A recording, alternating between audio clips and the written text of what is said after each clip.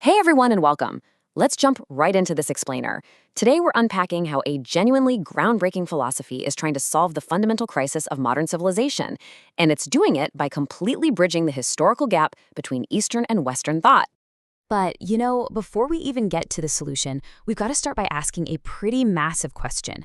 Has humanity's view of itself actually reached a dead end? We really have to ask this because whether we look at traditional or modern ways of understanding our place in the universe, they both seem entirely ill-equipped to handle the ecological and existential crises we're facing today. Honestly, it's like we're running on outdated software when it comes to understanding our core purpose. To navigate this super dense topic, here is our roadmap.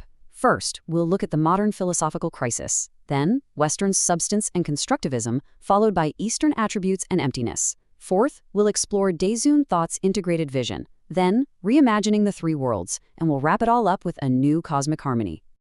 Okay, kicking things off with part one, the modern philosophical crisis, reaching the limits.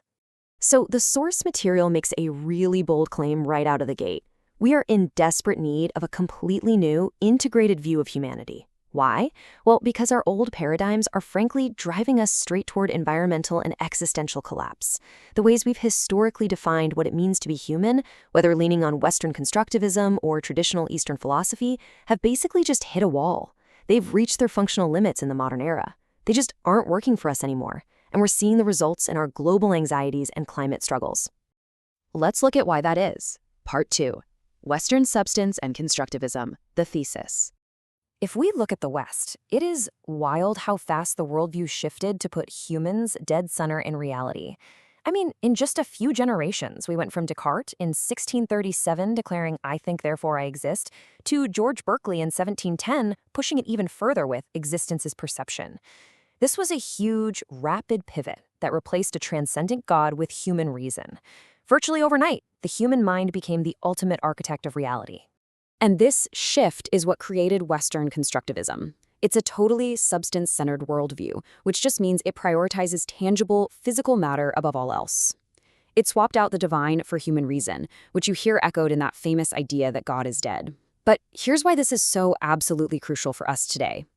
While this highly rational, quantifying approach absolutely built our modern industrialized world, it ultimately traps us in a perspective that's entirely focused on dominating and manipulating nature.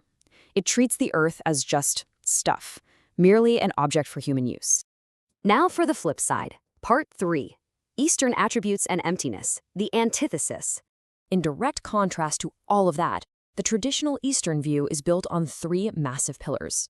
You have Confucianism, focusing heavily on emptiness and harmony, Buddhism, pursuing the transcendence of opposition, and Zen Taoism, leaning into paradoxical logic. So unlike the West's total obsession with human dominance and physical substance, these traditions are incredibly peaceful.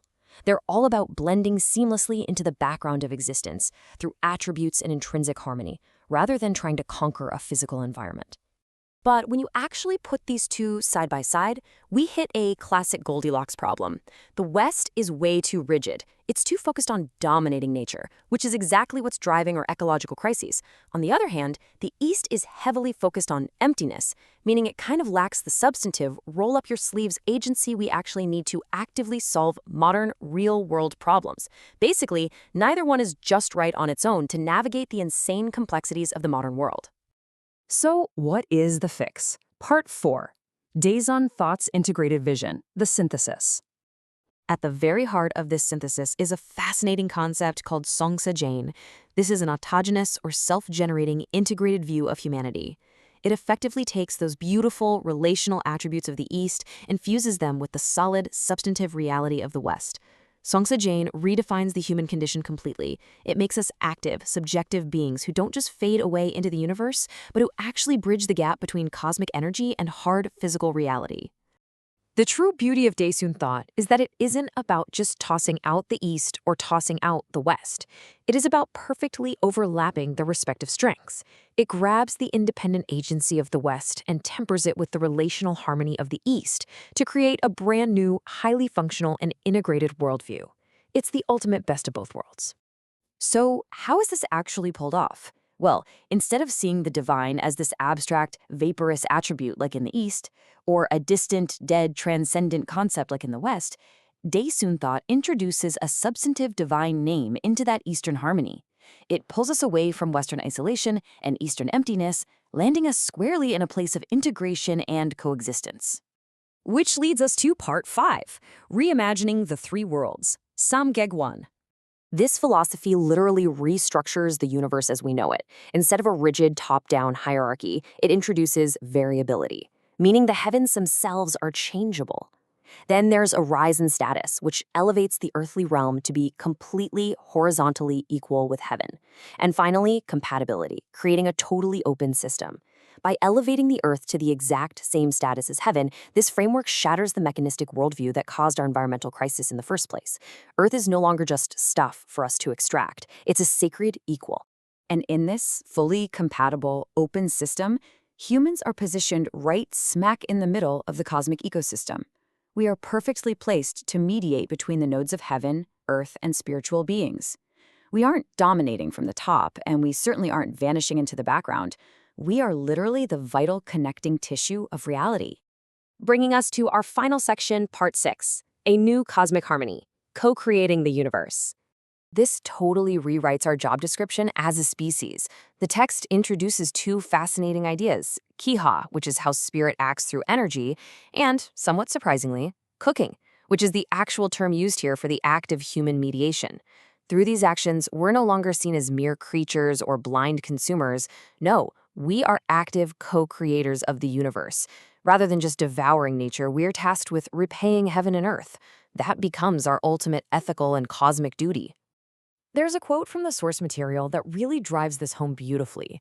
It says, "Birth, longevity, and fortune are the blessings of heaven and earth. With gratitude, respect, and faith, we establish the great cause of repaying heaven and earth." It's so powerful because it grounds all of these high-level, abstract philosophical concepts into everyday gratitude and personal responsibility. And that really brings this whole explainer home. It leaves us with a pretty massive question to think about. Are we actually ready to embrace our role as active co-creators in a compatible universe? Can we finally step out of the isolated, dominating mindsets of the past few centuries, leave behind the passivity, and take our rightful, balanced place in the cosmic harmony? It's a huge shift in perspective for sure, but as the research shows, it might just be the exact revitalization humanity needs to survive. Thanks so much for running with me today, and I'll catch you on the next explainer.